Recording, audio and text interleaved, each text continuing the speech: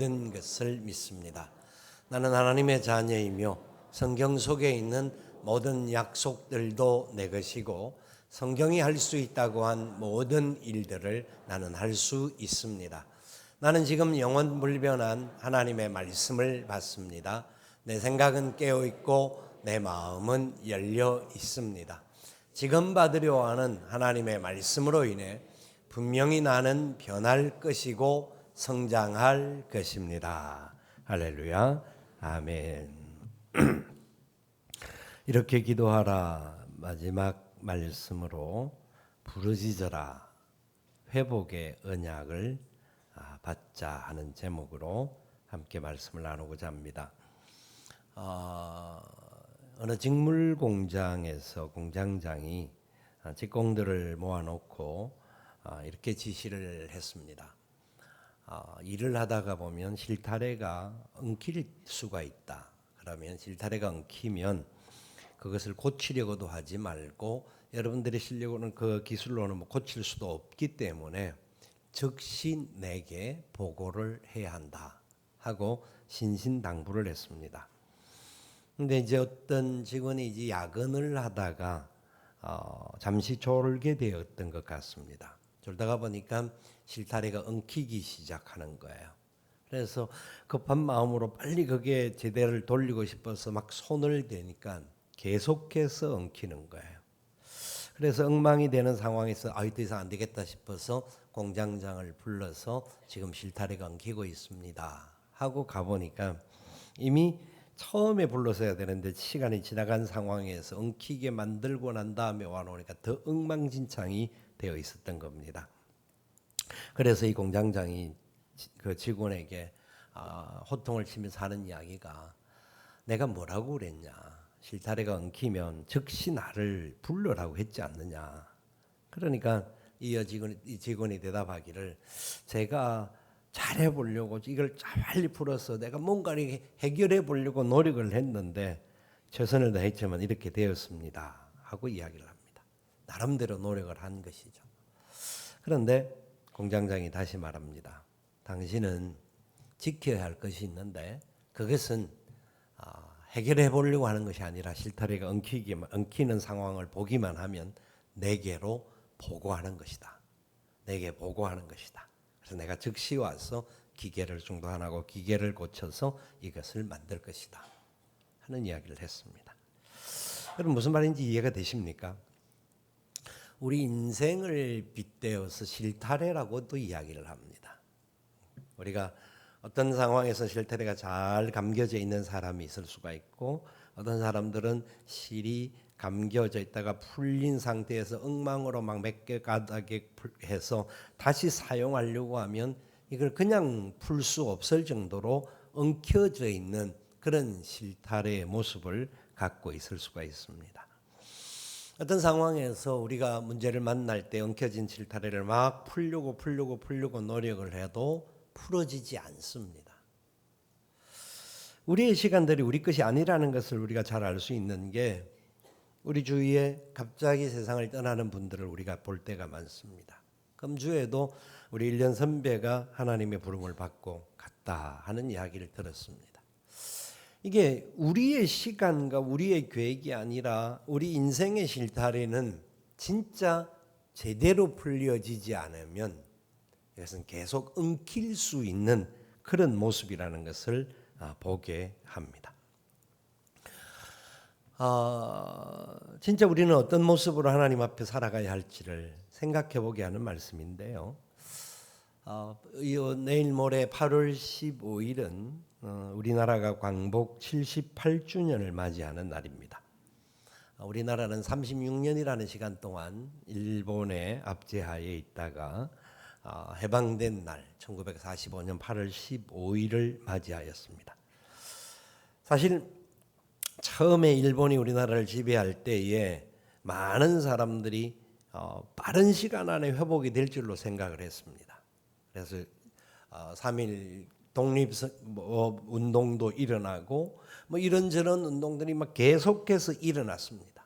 그리고 독립군들이 만주벌판에서도 싸우고 하는 일들을 계속 이루어졌지만 그 시간이 10년이 지나가고 20년이 지나가고 30년이 지나가는데도 해방이 되지 않는 겁니다. 우리는 역사를 알기 때문에 36년이라는 시간이라는 것들 때문에 그 시간을 쉽게 생각하지만 사실 30년 동안도 해결이 안 되는 문제가 놓아졌을 때 우리 민족은 안 되는 거구나 하고 좌절할 수밖에 없는 그런 상황에 들어갈 수 있습니다. 그럼에도 불구하고 독립운동을 하는 분들도 계속했지만 하나님의 교회에 있었던 강단에서 엎드려서 기도하던 하나님의 백성들이 있었습니다. 분명히 시간적으로는 30년도 지나고 35년도 지나고 해방할 기미가 보이지 않지만 하나님 이 민족에게 해방의 날을 허락하여 주시옵소서. 엎드려 기도했던 이 땅에 믿음의 선진들이 있었습니다. 역사적인 상황들과 많은 어떤 전쟁사적인 이야기들을 통하여서 우리나라가 해방이 되는 부분들도 있다고 보지만 그러나 그 모든 배경에는 하나님의 놀라운 섭리가 있었고 하나님께서 이 민족을 사랑하시는 놀라운 계획이 있었다라는 겁니다. 그리고 그 은혜의 약속을 아는, 특별히 이스라엘 백성의 역사를 아는 하나님의 백성들이 하나님의 때가 언젠가는 다가온다 하는 것을 믿고 포기하지 않고 기도했기 때문입니다. 간절한 기도들이 있었습니다. 오늘 이 본문은 예레미야의 전체적인 상황을 알지 않으면 그냥 우리가 쉽게 그냥 기도해야 한다 하는 부분으로 이해할 수 있는 내용입니다. 지금 공동체 성경 읽기가 예레미야를 읽고 있는데 지난 주간 공동체 성경 읽기가 예레미야 17장부터 31장까지였습니다.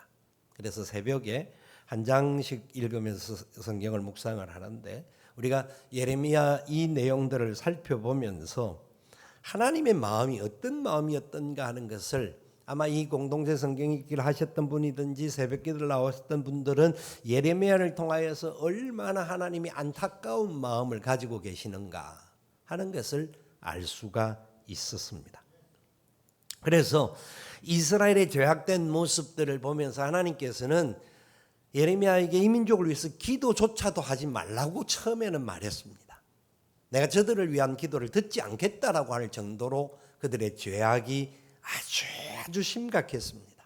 그런데도 깨우치지는 못하고 여전히 그 죄악 속에 있으면서 지금 마지막 상황에 결국 하나님께서 이제 바벨론이 전쟁을 하러 올라오는 것을 허락을 하십니다. 그러니까 그제서야 이 시드기야 왕이든지 고관들이 예레미야에게 와서 우리를 위하여 기도해 달라고 요청을 합니다. 그 기도를 요청할 때 예레미야가 뭐라고 하나님의 음성을 듣고 그들에게 선포하느냐 하면 너희들은 빨리 항복해라. 항복해서 그래도 살아남아야 되고 항복해서 포로로 잡혀가는 사람들이 나오게 될 텐데 그 사람들을 내가 좋은 무화과 나무로 만들 것이다. 이해가 안 되는 말씀을 하는 겁니다. 항복을 왜 우리가 하느냐? 우리가 싸워야 되지 않느냐? 지난 역사를 볼 때에 하나님 앞에 기도하니까 하나님께서 아수르가 쳐들어오고 주위에 있는 수많은 나라가 쳐들어올 때에 또 하나님의 용사들이 하나님의 말씀을 붙잡고 나갈 때 하나님은 한순간에 이 전쟁을 이기게 해준 것도 있지 않느냐? 너는 어떻게 기도를 부탁을 하는데 망한다는 말을 먼저 하고 항복하라고 하느냐? 하면서 싸우기를 자청하고 나름대로 또 애굽에다가 요청을 하면서 그런 전쟁을 벌이기로 계획을 합니다.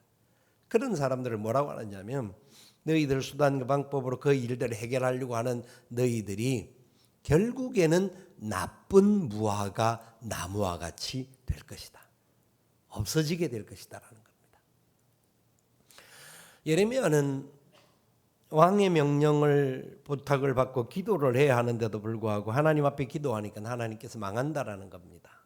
이 나라가 지금 무너지는 상황이 온다. 그런데 그 무너짐이 하나님의 놀라운 계획과 섭리 가운데 있다 하는 것을 말씀합니다. 그러면서 29장에 가서 하나님께서 이렇게 말씀을 하시는 거예요. 10절부터 13절까지 말씀을 우리 같이 한번 읽어보겠습니다. 여호와께서 이와 같이 말씀하시니라. 바벨론에서 70년이 차면 내가 너희를 돌보고 나의 선한 말을 너희에게 성취하여 너희를 이곳으로 돌아오게 하리라. 여호와의 말씀이니라. 너희를 향한 나의 생각은 내가 하나니 평안이요 책망이 아니니라. 너희에게 미래와 희망을 주는 것이니라. 너희가 내게 부르짖으며 내게 와서 기도하면 내가 너희들의 기도를 들을 것이요 너희가 온 마음으로 나를 구하면 나를 찾을 것이요 나를 만나리라. 아멘. 이 29장 말씀을 하나님이 이스라엘 백성에 주시는 새 언약이라고 합니다.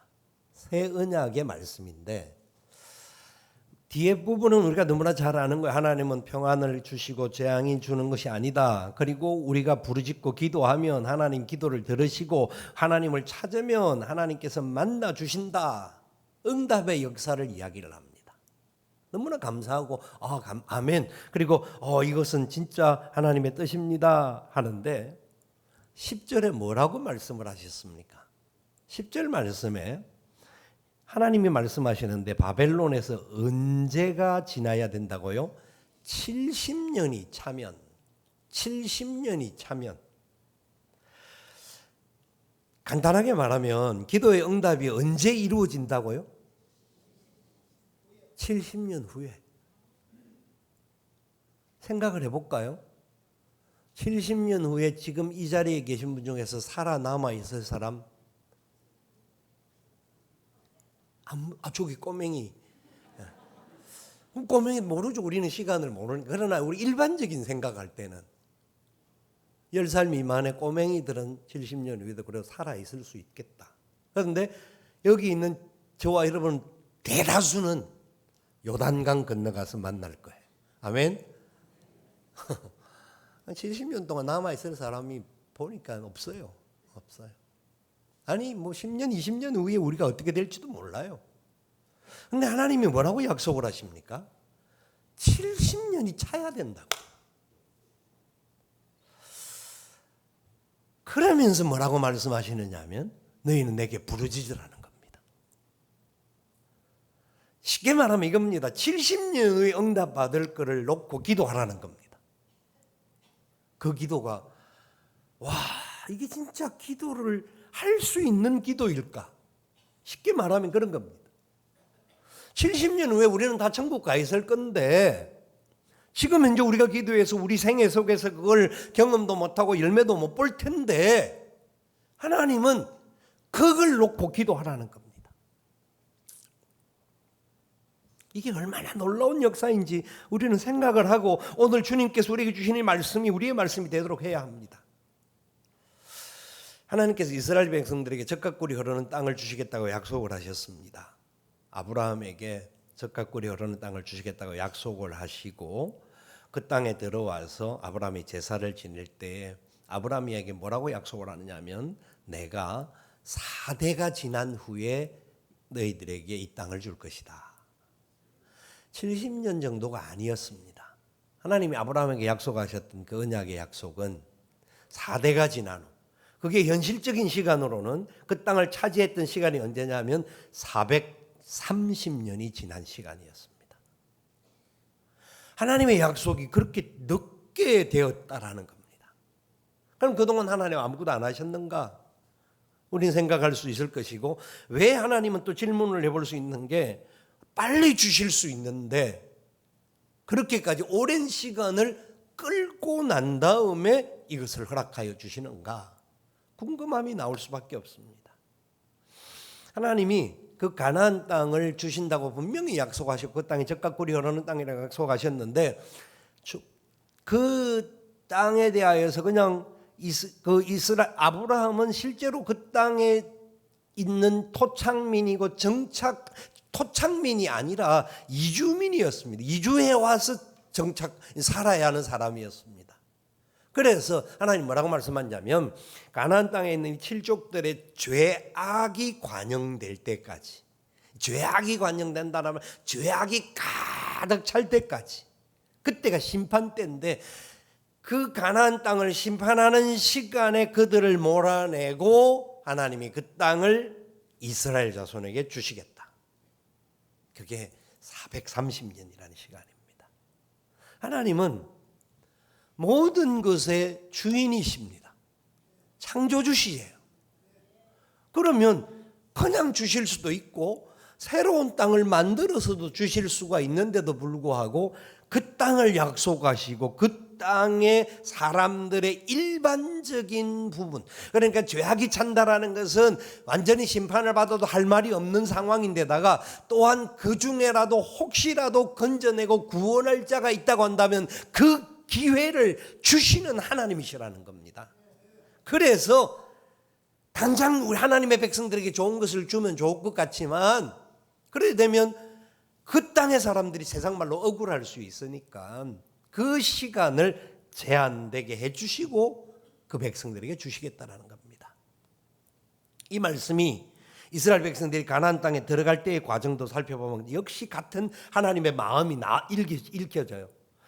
애굽에서 나온 사람들이 장정만 60만 명이 나오고 모든 남녀노소 200만 명이 넘는 사람이 나오다 보니까 광야에서 많은 위기들이 있었습니다. 이스라엘들이 광야에서 문제를 발견하면서 하나님을 향해서 막 원망하고 그 원망은 결국은 그들을 인도했던 지도자인 모세를 향하여 원망하고 모세를 돌로 쳐 죽일 생각도 하고 막 여러 가지 상황에 분노와 그런 갈등들이 많았습니다. 하나님께서 분명히 이 백성을 인도하여 그 적각골이 흐르는 땅으로 보내어 주시겠다고 약속해서 끌고 애굽에서 자유를 주셨는데 이들이 새 땅에 들어가서도 여전히 옛 속성을 못 버리고 살 것을 아시는 하나님께서 광야 40년을 살게 하시면서 그 광야에서 애굽에서 나온 20세 이상 된 사람들이 다 죽을 때까지 시간을 연장하십니다. 어떤 사람은 그러니까 광야에서 나온 사람 중에 80대에서 나온 사람도 있을 수 있고 20대에서 나온 사람이 있을 수가 있는데 뭐 이분들이 끝까지 다 같이 살았다고 한다면 어떤 사람은 120세까지도 살 수가 있었고 어떤 사람은 60대여서도 죽은 사람이 있었다라는 겁니다. 그런데 하나님께서 모세조차도 그 20세 이상에 포함을 시켜서 가나안 땅에 못 들어가게 하십니다. 그렇기 때문에 광야에서 죽었다고 해서 이들이 다 다른 형벌을 받았다가 아니라 하나님의 계획이 그 속에서 미리 그냥 천국으로 물러가신 겁니다. 새 땅에 들어가서는 새로운 역사와 새로운 하나님의 영광이 나타나는 땅이 되어야 되는데 여전히 옛사람의 속성을 가지고 내 계획과 내가 살아왔던 지난해 어떤 습관과 상식 그 방법으로 행동을 하면 그곳에서 진짜 하나님의 뜻을 이루기보다는 어지러워질 수 있기 때문에 그래서 광야의 시간 속에서 어릴 때에 하나님의 인도하심을 경험한 하늘의 구름기둥과 불기둥을 보고 또한 만나와 메추라기를 보고 하나님이 우리 의복을 모두 다 계속해서 지켜주셨던 것을 보고 모든 상황에서 인도해 주신 그 하나님의 은혜의 약속을 보았던 20세 미만의 어린 다음 세대들이 가나안 땅에 들어가게 되는 겁니다. 그들이 광야에서 40년 동안 무장을 하죠. 준비를 시킵니다. 그런데 유일하게 두 사람 여호수아와 갈렙은 나이가 그 해당되는 나이가 아니었지만 하나님의 말씀 앞에 절대 순종하고 하나님의 뜻이라고 하면 우리 모든 것 다 드립니다 했던 그 두 사람은 하나님 영광 가운데 가나안 땅으로 들어갑니다. 여러분 저는 이 말씀을 묵상하고 이 70년의 기도의 역사를 다시 한번 정리를 해보면서 느끼는 게 뭐냐니까 하나님께서는 새 땅을 주실 때에 새로운 약속을 주실 때에 우리 모두에게 주시는 거지만 그런데 우리는 천국에 갈지라도 다음 세대들에게 하나님의 은혜의 약속이 온전히 성취되도록 하기 위해서 기존 우리의 기득권을 가지고 우리 생각을 가지고 우리 가치관을 가지고 있는 사람들은 불러가시고 새로운 사람을 심어 놓는다라는 겁니다. 이 얼마나 놀라운 하나님의 계획이 있는지 모릅니다. 자, 이스라엘 백성들이 지금 바벨론으로 둘러싸임을 받게 됩니다. 예레미야는 그들을 향하여서 망한다, 우리는 뭐 싸워 못 이긴다, 과거의 히스기야라든지 과거의 많은 기도의 선지자들이 기도할 때 하나님 전쟁을 이기게 해주신 우리가 경험했는데 당신은 왜 못 이긴다고 하느냐, 항복해야 된다, 그래야 우리가 사는 길이다. 예레미야가 그 말을 하니까 이스라엘의 왕이 기가 차서 예레미야를 시위대 뜰 감옥 안에 집어넣는 겁니다. 만약 나라를 향하여 지금 부정하고 배반하는 그런 모습이지 않습니까? 그러니까 그를 감옥의 뜰 안에 넣습니다. 그때에 하나님께서 예레미야에게 두 번째 나타나셔서 이 말씀을 하시는 겁니다. 너는 내게 부르짖으라. 내가 내게 응답하겠고 네가 알지 못하는 크고 은밀한 일을 네게 보이리라. 부르짖으라고 합니다. 예레미야는 이미 하나님의 언약을 들었습니다. 70년 이후에 하나님 회복하신다고 했는데, 그런데 하나님은 지금 부르짖으라는 겁니다. 지금 당장 응답이 오는 것도 아니고 70년이라는 시간이 오는데 하나님, 나 아니고 다른 사람이 해도 되고 다음 세대가 해도 되고 이래저래도 누군가가 하도 다른 사람이 이렇게 하면 될 것 같은데 왜 지금 해야 합니까? 라고 질문할 수 있는 상황인데, 하나님께서는 예레미야에게 70년 후에 응답받을 것을 위해서 그냥 기도도 아니고 부르짖는 기도를 하라고 말합니다. 부르짖는 기도를 하라는 거예요. 부르짖는다는 말은 진짜 부르짖는 겁니다. 소리를 치는 겁니다. 목이 말라서 지금 물이 한 방울이라도 있었으면 좋겠다라는 마음으로 간절히 외치는 소리입니다. 저는 이 말씀을 보면서 진짜 이게 하나님의 섭리와 계획과 은혜가 도대체 우리에게 어떤 것으로 역사하고 계시는지를 다시 한번 생각해 보지 않을 수가 없습니다. 여러분, 70년이 지나는 시간인데요, 70년 이후에 올 응답을 위해서 기도하라는 겁니다. 여러분은 70년을 이후에 올 것들을 어떤 일이 있을 것이라고 상상하고 기도할 수 있겠습니까? 아니, 70년 내년 내 어떤 일이 우리에게 이루어질 것이라고 생각하고 기도하고 계십니까? 이 기도는 하나님께서 우리가 얼마나 놀라운 것들을 약속하고 있는지를 먼저 살펴볼 수 있는데요, 2절 말씀에 이렇게 이야기를 하잖아요. 일을 행하시는 여호와, 그것을 만들며 성취하시는 여호와, 그의 이름을 여호와라 하는 이가 이와 같이 이르시도다. 이분이 이 말이 무슨 말입니까? 일을 행하신다, 만드시며 성취하신다, 그의 이름이 여호와다. 여호와라는 말은 스스로 있는 자라는 표현이잖아요. 이 말 모든 말은 2절의 내용은 하나님 창조주시라는 겁니다. 내가 창조주야. 근데 창조주시라서 우리에게 명령을, 기도를 하라고 하는데 부르짖는 기도를 하라는 겁니다. 너는 내게 부르짖어 내가 네게 응답하겠고 네가 알지 못하는 크고 은밀한 일, 비밀한 일을 너에게 보이겠다. 하나님 이렇게 약속하시는데 당신이 누구냐고 말하는, 난 창조주다. 창조주 하나님은 무에서 유를 내는 분이 창조주시예요. 그죠? 우리가 무엇을 만들어내는 것은 재료를 가지고 만드는 거지만 하나님께서는 말씀으로 모든 것을 이루실 수 있는 분입니다. 우주 만물을 창조하시고 우리 인생을 창조하시고 우리 모든 것을 창조하실 수 있는 분이 하나님이십니다. 우리의 어떤 상황도 지금 우리가 답답해서 해결해야 할 문제가 있을 때 창조주 하나님이 역사하시면 죽은 자도 살아나는 겁니다. 우리는 그것을 알고 있는데 창조주 하나님께서 부르짖어 기도라고 하면서 이 기도의 응답이 언제 이루어진다?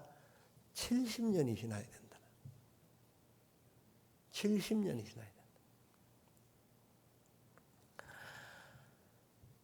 우리가 주님이 가르쳐 주신 기도를 배웠듯이 우리 주님께서 제자들에게 기도를 가르치시면서 기도는 제자들이 하는 특권임을 다시 한번 가르쳐 주시면서 그렇게 했잖아요. 너희는 이렇게 기도하라. 하늘에 계신 아버지여, 하늘에 계신 아버지여. 그 말이 바로 창조주라는 표현입니다. 하나님은 그냥 하늘에 그냥 가만히 계시는 분이 아니라 하늘을 창조하시고 모든 삼라만상을 창조하신 하나님이시다. 그분은 전지전능하신 분이다. 그분은 무소부재하신 분이시다. 이런 표현으로 쓰는 말입니다. 그 하나님께서 기도를 가르쳐 주시면서 하나님을 제대로 아는 것이 얼마나 중요한지를 우리가 주님께서 가르쳐 주신 기도를 통하여서 이렇게 기도하라는 중요한 구절들을 살펴본 겁니다. 그러면서 오늘 이 본문의 말씀도 바로 하늘에 계신 그 아버지께서, 창조주께서 너희는 부르짖어 기도하라는 겁니다. 부르짖어 기도하라는 겁니다. 부르짖어라, 부르짖어라. 내가 응답하겠고 네가 알지 못하는 크고 비밀한 일, 은밀한 일을 네게 보이리라. 하나님 약속하시는 겁니다. 언제 이루어진다고요? 70년이 지나서.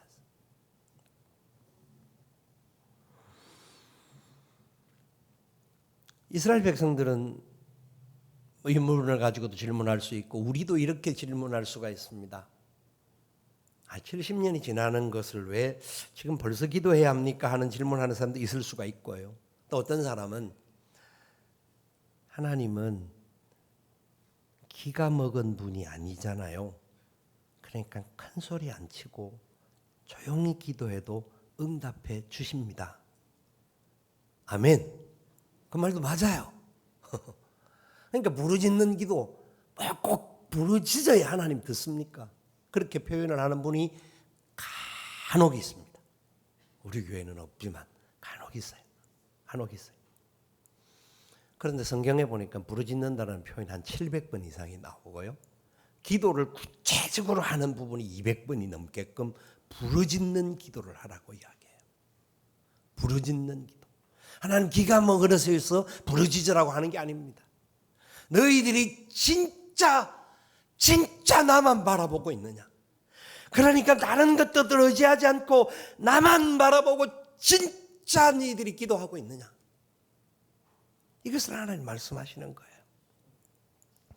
우리 하나님은 창조주신데 우리가 꼭 뭐 그렇게 해야 하나님이 기도를 듣느냐고 생각하고 우리가 이런저런 말을 하고 우리 생각에 우리 기준에 따라서 나름대로 자기 판단을 하지만 하나님은 말씀하시는 겁니다. 부르짖으라는 겁니다. 부르짖으라.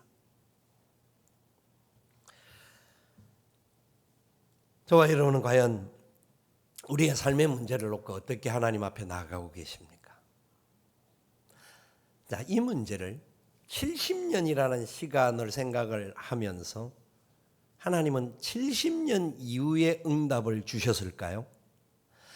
완전한 응답, 이스라엘 백성들의 회복과 다시 돌아와서 느헤미야를 중심으로 하고 하나님의 스룹바벨이 또 중심이 되어서 돌아와서 이스라엘에 새롭게 성전을 건축하고 새롭게 그 이스라엘 성벽을 짓는 시간은 70년 지나서 진행되어졌습니다. 자, 그런데 예레미야를 통하여서 하나님 앞에 부르짖음을 통해 받고 지금 우리가 전쟁에 지게 되고 포로로 잡혀가지만 우리의 부르짖는 기도에 하나님은 반드시 응답해 주셨다고 약속하셨다.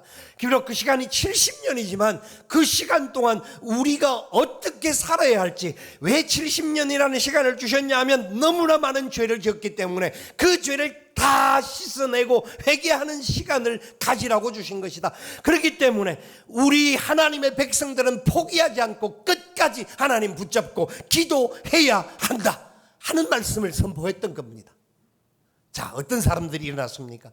포로로 잡혀갔습니다. 포로 중에 다니엘이 갔습니다. 다니엘의 세 친구들이 갔습니다.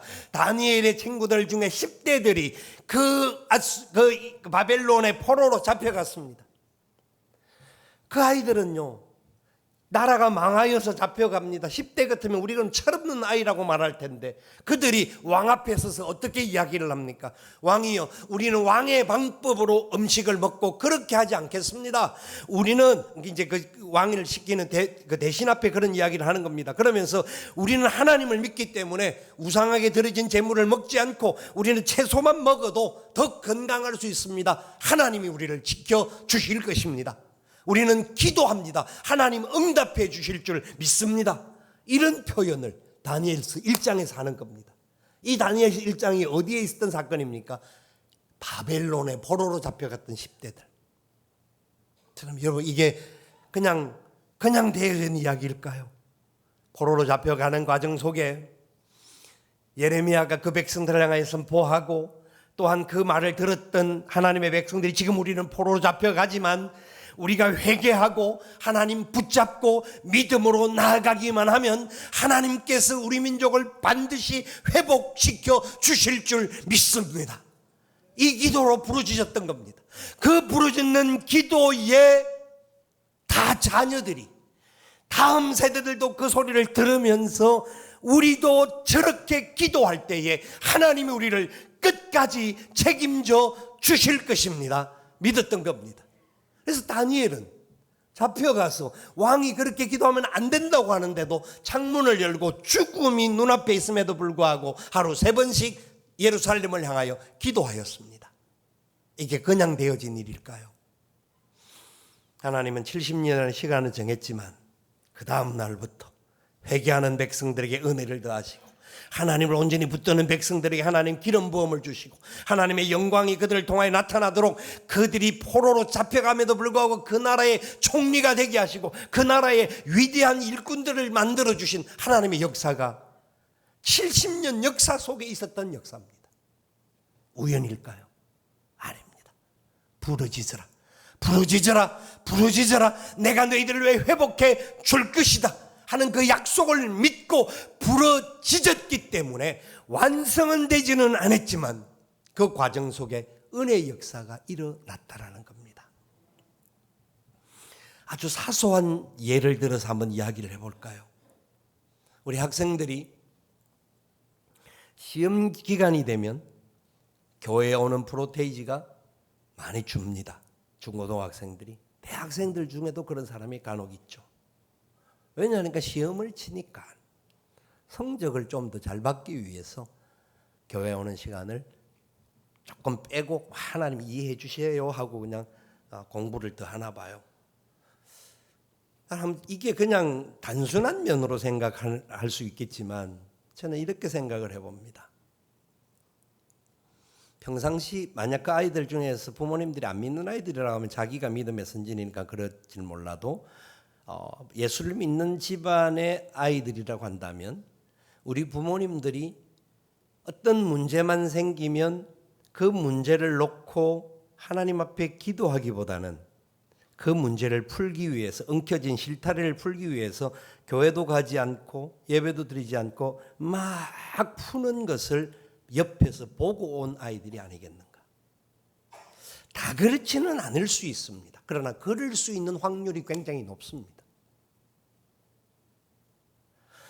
우리 부모님들이 어떤 문제가 딱 생기면 우리가 해결할 수 없는 문제라는 거 알 때에, 또한 해결할 수 있다고 해도 내가 풀지 않고 먼저 하나님, 우리에게 이런 문제가 있습니다. 하나님이 은혜가 필요합니다. 하나님이 우리를 살려주셔야, 하나님이 우리와 함께 해주셔야 이 모든 문제가 해결될 줄 믿습니다. 그리 아니하실지라도 하나님, 저는 끝까지 믿음으로 나아가겠습니다. 이런 기도를 듣고 자란 아이들이라고 한다면 시험을 치를 때에 그가 기도를 해야 한다는 것을 알까요, 모를까요? 시험을 치면 하나님이 지혜를 주시면 우리가 더 좋은 성적을 얻을 수 있습니다 하고 믿음을 갖는 아이들이라고 하면 평상시도 기도하면서 나름대로 공부를 해 나갈 것이고, 시험을 치는 시간이 왔을 때는 더 하나님 지혜를 주셔서 제가 하나님의 영광을 가리지 않도록 은혜를 더하여 주시옵소서, 더 열심히 하나님 앞에 엎드리는 시간을 갖지 않을까요? 평상시 공부를 놓고 살다가 시험 친다니까 꼭 그것도 주의를 빼먹고서 시험 공부를 해서 성적이 그렇게 올라가지 않아요. 그거는 저와 여러분들의 잘못된 모습이라는 거예요. 문제가 있다, 아니 문제가 없어도 우리는 진짜 어떤 문제가 당장 내 앞에 없어도 다른 오히려 더 넓은 하나님께서 70년 이후를 놓고 기도하라고 말씀하셔서 우리의 가정들이 진짜 우리의 어떤 개인적인 문제만을 위해서 기도하지 않고 교회를 위해서, 나라와 민족을 위해서, 열방을 위해서, 또 이 민족의 통일을 위해서 우리 가정에서 한 번이라도 그런 기도들을 우리가 같이 한다고 한다면 우리 아이들의 가슴 속에 내가 어떠한 방향을 가지고 살아가야 하는가, 그리고 내가 그런 방향을 가지고 살아갈 때에 하나님이 얼마나 놀라운 은혜를 더하여 주시는가 하는 것을 어릴 때부터 깨닫고 다니엘과 그의 세 친구들이나 스룹바벨이나 느헤미야나 하나님의 놀라운 위대한 종들이 그들 가운데 일어날 줄 믿습니다. 우리의 부르짖음이 얼마나 중요한지를 알게 하시는 겁니다. 하나님께서 우리가 부르짖을 때 어떤 약속을 오늘 이 본문에서 주셨냐 하면 4절 5절에 그들의 어려움 속에 여러 가지 위기를 만나는 상황이 오게 되지만 6절에 보면 이렇게 말합니다. 그러나 보라, 내가 이 성읍을 치료하며 고쳐 낫게 하고 평안과 진실이 풍성함을 그들에게 나타낼 것이며. 아멘. 하나님이 얼마나 놀라운 것을 지금 이스라엘 백성들에게 약속하는지 모릅니다. 평안과 진실이 풍성함을 나타내어 주신다. 그 다음에 우리 7절부터 같이 한번 9절까지 읽어보겠습니다. 내가 유다의 포로와 이스라엘의 포로를 돌아오게 하여 그들을 처음과 같이 세울 것이며 내가 그들을 내게 범한 그 모든 죄악에서 정하게 하며 그들이 내게 범하며 행한 모든 죄악을 사할 것이라. 이 성읍이 세계 열방 앞에서 나의 기쁜 이름이 될 것이며 찬송과 영광이 될 것이요 그들은 내가 이 백성에게 베푼 모든 복을 들을 것이요 내가 이 성읍에 베푼 모든 복과 모든 평안으로 말미암아 두려워하며 떨리라. 아멘. 아멘. 9절 말씀은 지금 이스라엘은 패망하여서 너무 수치와 위기의 상황에서 포로로 잡혀갑니다. 그런데 하나님은 그 백성을 회복시키셨어. 세계 열방이 그들을 바라보면서 부러워하고, 세계 열방이 그들을 바라보며 두려워하고, 세계 열방이 그들을 바라보면서 와, 우리도 저렇게 되었으면 좋겠다, 이렇게 만들어 주시겠다라는 겁니다. 여러분, 저와 여러분이 우리 다음 세대 먼 저들의 앞날이 어떻게 되는지는 모르지만 그들을 위해서 기도하고 이 나라와 민족을 위해서 기도하고 온 세상을 위하여 우리가 더 손들고 하나님 앞에 하나님의 역사가 이 땅에 나타나기를 소망합니다. 기도한다고 한다면, 특별히 우리 민족은 유일하게 세계에서 남북으로 나누어진 민족인데 이 남북으로 나누어진 우리 민족이 복음으로 통일되는 그런 은혜의 역사가 주님의 영광 가운데 반드시 나타날 줄 믿습니다. 기도한다고 하면 36년의 시간들 동안 우리가 해결하지 못했던 것을 하나님이 어느 날 해방을 주셨듯이 지금 비록 해방 이후에 78년 6.25 전쟁이 시작된 이후에 73년 정전된 이후에 70년의 시간이 지나서 그 시간이 이만큼 찼으니까 이제 됐다가 아니라 하나님이 기성세대 자기들의 주관과 자기의 가치관을 가지고 절대로 이건 안 된다고 하는 그들을 하나님이 어느 순간 이 땅에서 데려가시고 난 이후에는 반드시 이 땅에 복음으로 통일되는 그날 주실 줄 믿습니다. 왜냐하면 이 민족이 통일되는 것은 너무 중요합니다.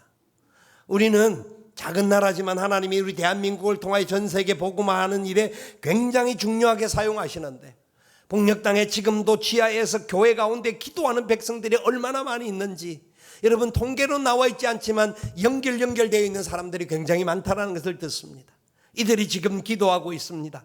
그래서 민족의 통일을 위해서 기도하는데 이번에도 말씀드렸지만 중국 땅에 있는 조선족들, 이들은 차이니스 코리안들입니다. 그들이 또한 이 민족의 통일을 위해서 기도하고 지금 저기 중앙아시아까지 나아가는 지금 우크라이나까지 계속해서 연결되어 있는 중앙아시아에 러시아의 블라디보스톡을 시작해서 그 아시아까지 연결되어 있는 모든 나라에 고려인들이 흩어져 있습니다. 고려인들, 러시안계의 코리안들을 말합니다. 그들이 함께 힘을 모을 수 있는 은혜의 역사가 우리가 영토의 확장이 아니라 하나님의 백성들이 같은 마음으로 기도하고 그쪽에 있는 사람들과 같은 마음으로 기도를 나누게 되면 하나님이 영역의 확장을 주시고 이 민족을 통하여 지금까지도 복음을 위해 사용하셨지만 이 민족의 교회가 지금 어렵고 힘들지만 마침내 회개하고 하나님 앞에 부르짖고 기도할 때에 하나님 우리 민족을 다시 사용하셔서 주님 오실 날을 당기는 세계 선교의 선두주자로 사용하실 줄 믿습니다. 이 은혜를 위해서 우리는 기도해야 합니다. 하나님 앞에 우리 하나님, 우리 다음 세대들이 이 하나님의 영광을 알 수 있도록 다윗이 하나님 앞에 기도했듯이 하나님 내 자녀손 대대에 하나님을 섬기고 하나님을 믿고 나아가는 하나님의 영광의 도구들이 되게 하여 주옵소서. 그 기도하였듯이 저와 여러분의 기도 속에도 하나님의 영광을 경험하는 축복의 은혜가 나타날 수 있기를 살아계신 예수님의 이름으로 축원을 드립니다. 아멘. 우리 함께 일어나셔서 찬양하며 기도의 자리로 나아가겠습니다.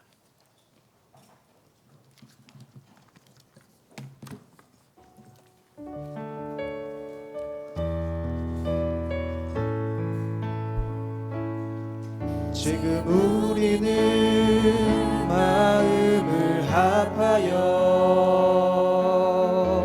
진정으로 찬양할 때니